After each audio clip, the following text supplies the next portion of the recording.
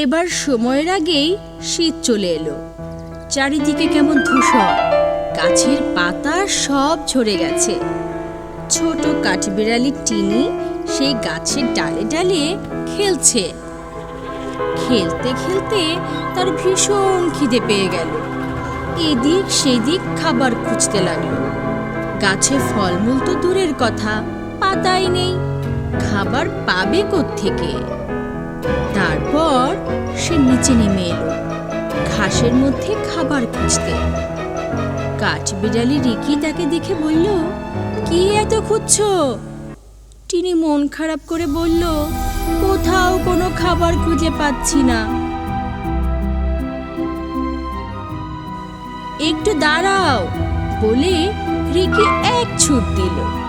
তারপর ফিরে আসলো এক মুঠো ফলের বীজ নিয়ে।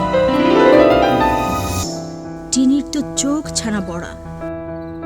কোথায় পেলে? রিকি বলল, জমিয়েছি। শীতের আগে আমি গাছের কোটরে অনেকগুলো বীজ জমিয়েছি। টিনি খুবই অবাক হলো, চোখ কপালে তুলে বলল, অনেকগুলো বীজ? রিকি বলল, ফলের মৌসুমে তোমরা যখন ইচ্ছা মতো খেয়ে দিয়ে আনন্দ করে ঘুরে বেরিয়েছ, আমি তখন প্রতিদিন ফলের বীজ কুড়িয়ে কুড়িয়ে জমিয়েছি। টিনি পেট পুড়ে খেয়ে দিয়ে তৃপ্তির ঠেকুর তুলে বলল, ভাগ্যিস তুমি খাবার জমিয়েছিলে। রিকি বলল, আমাদেরকে সবসময়ই ভবিষ্যতের জন্য সঞ্চয় করতে হবে, তা না হলে এমনই বিপদে পড়তে হবে। সঞ্চয় থাকলে অন্যের প্রয়োজনেও সাহায্য করা যায়। টিনি মুগ্ধ হয়ে রিকির কথা শুনল। দেখতে দেখতে শীত কেটে গেল।